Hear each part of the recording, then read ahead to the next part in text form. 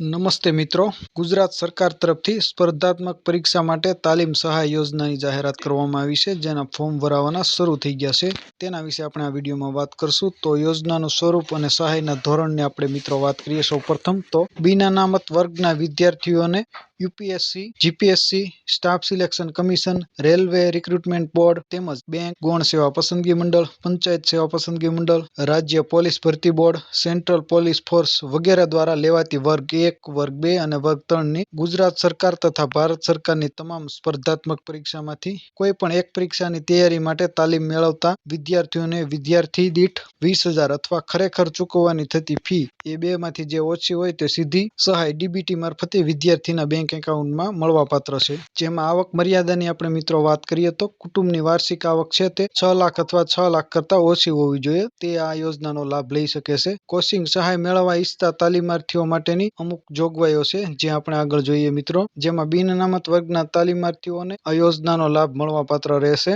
આ સહાય ફક્ત એક જ વાર મળવાપાત્ર થશે. તાલીમાર્થી ભરતી પરીક્ષા માટે કોચિંગ મેળવવા માંગતા હોય તે ભરતીની શૈક્ષણિક લાયકાત અને વય મર્યાદા ધરાવતા હોવા જોઈએ. સહાય મેળવવા માટે ધોરણ 12માં કુલ 60 કે તેથી વધુ હોવા જરૂરી છે. તાલીમાર્થીએ ટ્યુશન ક્લાસીસમાં એડમિશન મેળવ્યા અંગેનો એડમિશનની તારીખ સાથેનો એડમિશન લેટર રજૂ કરવાનો રહેશે. ઓનલાઈન અરજી સહ જરૂરી સાધનિક પુરાવો ઓરિજિનલ ડોક્યુમેન્ટ સ્કેન કરીને અપલોડ કરવાના રહેશે. વિદ્યાર્થીએ ટ્યુશન ક્લાસ શરૂ કર્યાના દિવસ 30માં ઓનલાઈન અપલોડ કરેલ ડોક્યુમેન્ટ તથા અરજીની હાર્ડ કોપી સાથે જે જિલ્લામાં ટ્યુશન ક્લાસ હોય તે જિલ્લા કચેરીએ રજૂ કરવાનું રહેશે. સમય મર્યાદા બાદ હાર્ડ કોપી જિલ્લા કચેરીએ રજૂ કરેલ હશે તો અરજી નામંજૂર કરવામાં આવશે.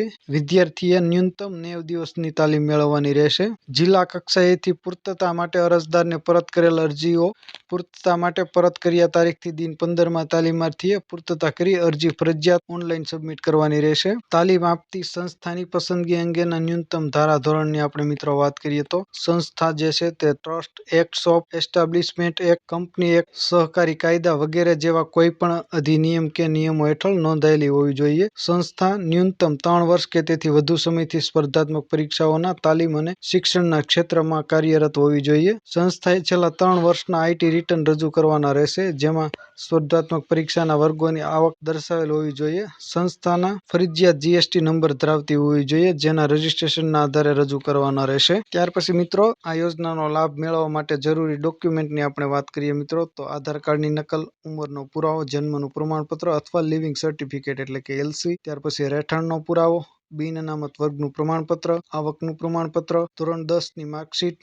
ધોરણ 12ની માર્કશીટ, સ્પર્ધાત્મક પરીક્ષા તાલીમ ક્લાસ સમાજ ટ્રસ્ટ સંસ્થા સંચાલિત છે તેનો રજીસ્ટ્રેશન નંબર અને જીએસટી નંબરનો પુરાવો, તાલીમ માટે ભરવાની થતી ભરેલ ફીનો પુરાવો, સંસ્થાનો એડમિશન લેટર, સ્પર્ધાત્મક પરીક્ષાના નામ તેમજ ફીની વિગત સહિત અરજદારના બેંક પાસબુકના પ્રથમ પાનાની નકલ. તો આટલા ડોક્યુમેન્ટ મિત્રો તમારા યોજનાનો લાભ લેવા માટે જરૂરિયાત પડશે. ખાસ નોંધ મિત્રો આ યોજનામાં છે, આ યોજનાનો લાભ ફક્ત ઓપન કેટેગરીમાં જે લોકો અનામત નથી ધરાવતા તે લોકો આમાં એપ્લાય કરી શકે અને ઈડબ્લ્યુએસ કેટેગરીમાં આવતા વિદ્યાર્થીઓને મળવાપાત્ર રહેશે. ત્યાર પછી મિત્રો ગુજરાત સરકારની જે સેકન્ડ ટ્યુશન સહાય યોજના છે તેના વિશે આપણે વાત કરીએ. તો મિત્રો તમે અહીં સ્ક્રીનમાં જોઈ શકો છો, કોચિંગ ટ્યુશન સહાય યોજના અંતર્ગત ₹15,000ની સહાય મળવાપાત્ર છે, જે ગુજરાત સરકાર તરફથી આપવામાં આવે છે. તો યોજનાનું સ્વરૂપ અને સહાયના ધોરણની આપણે મિત્રો વાત કરીએ તો બિન અનામત વર્ગના વિજ્ઞાન પ્રવાહમાં અભ્યાસ કરતા ધોરણ 11 અને ધોરણ 12ના વિદ્યાર્થીઓને ટ્યુશન પ્રોત્સાહન સહાય તરીકે વિદ્યાર્થી દીઠ 15,000 સીધી સહાય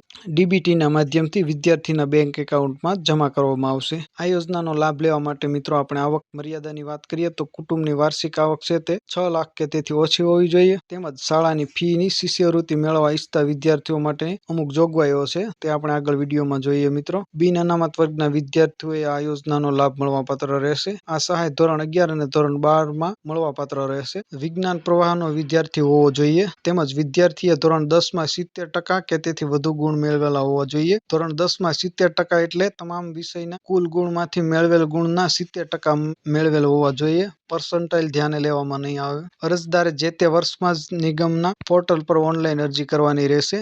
વિદ્યાર્થી વિજ્ઞાન પ્રવાહમાં અભ્યાસ કરતા હોવાનું શાળાનું બોનાફાઇડ સર્ટિફિકેટ અસલ રજૂ કરવાનું રહેશે. ઓનલાઈન અરજી સહ જરૂરી સાધનિક પુરાવાઓ ઓરિજિનલ ડોક્યુમેન્ટ સ્કેન કરીને અપલોડ કરવાના રહેશે. વિદ્યાર્થીએ અરજી કર્યાના દિવસ 30માં ઓનલાઈન અપલોડ કરેલ ડોક્યુમેન્ટ તથા અરજીની હાર્ડ કોપી સાથે સેલ્ફ અટેસ્ટેડ કોપી જે જિલ્લામાં અભ્યાસ કરતા હોય તે જિલ્લાની કચેરીએ રજૂ કરવાના રહેશે. જિલ્લા કક્ષાએથી પૂર્તતા માટે અરજદારોને પરત કરેલી અરજીઓ પૂર્તતા માટે પરત કર્યા તારીખથી દિન 15માં અરજદારે પૂર્તતા કરી અરજી ફરી પાછી ઓનલાઈન સબમિટ કરવાની રહેશે. ત્યાર પછી દર્શક મિત્રો આપણે જે સંસ્થાની પસંદગી અંગેના ન્યૂનતમ ધારાધોરણની વાત કરીએ તો સંસ્થા ટ્રસ્ટ એક્ટ શોપ એસ્ટાબ્લિશમેન્ટ તેમજ એક કંપની અથવા એક્ટ સહકારી કાયદા વગેરે જેવા કોઈ પણ અધિનિયમ કે નિયમો હેઠળ નોંધાયેલી હોવી જોઈએ. સંસ્થા જે છે તે ઓછામાં ઓછા 3 વર્ષ કે તેથી વધુ સમયથી વિજ્ઞાન પ્રવાહના ધોરણ 11 અને ધોરણ 12ના ખાનગી ટ્યુશન ક્ષેત્રમાં કાર્યરત હોવી જોઈએ. સંસ્થાએ છેલ્લા 3 વર્ષમાં આઈટી રિટર્ન રજૂ કરવાના રહેશે જેમાં ખાનગી ટ્યુશન વર્ગોની આવક દર્શાવેલ હોવી જોઈએ.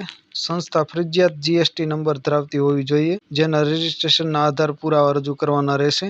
ત્યાર પછી મિત્રો ધોરણ 11-12 સાયન્સમાં સહાય મેળવવા માટે જરૂરી ડોક્યુમેન્ટની આપણે વાત કરીએ તો આધાર કાર્ડની નકલ, ઉંમરનો પુરાવો, જન્મનું પ્રમાણપત્ર અથવા લિવિંગ સર્ટિફિકેટ એટલે કે એલસી, ત્યાર પછી અરજદારનો રહેઠાણનો પુરાવો, બિન અનામત વર્ગનું પ્રમાણપત્ર, ત્યાર પછી વિદ્યાર્થીના માતા અથવા પિતાનું આવકનું પ્રમાણપત્ર, ત્યાર પછી વિદ્યાર્થીના 10માની માર્કશીટની નકલ, શાળા સોડિયાનું, શાળાનું વિદ્યાર્થીનું ચાલુ અભ્યાસ અંગેનું બોનાફાઇડ સર્ટિફિકેટ તેમજ ટ્યુશન ક્લાસીસની વિગત ભરેલ અને ભરવાપાત્ર ફી સાથે તેમજ અરજદારના બેંક પાસબુકના પ્રથમ પાનાની ઝેરોક્સ. તો દર્શક મિત્રો આટલા ડોક્યુમેન્ટ તમારે જરૂર પડશે ધોરણ 10, ધોરણ 11 અને ધોરણ 12 વિજ્ઞાન પ્રવાહમાં ટ્યુશન સહાય મેળવવા માટે. મિત્રો ખાસ એક વાતની તમે ધ્યાન રાખજો કે આ યોજનાનો લાભ છે તે ફક્ત ઓપન કેટેગરીમાં એટલે કે જો લોકો અનામત કેટેગરીમાં નથી આવતા ઓપન કેટેગરીમાં આવે છે તે જ વ્યક્તિ આમાં ફોર્મ ભરી શકે છે અને સેકન્ડ છે ઈડબ્લ્યુએસ કેટેગરીમાં જે આવતા ઉમેદવારો છે તે આ યોજનાનો લાભ લઈ શકે છે. તો મિત્રો ગુજરાત સરકાર તરફથી આ 2 યોજનાની સહાય આપવામાં આવે છે. તમે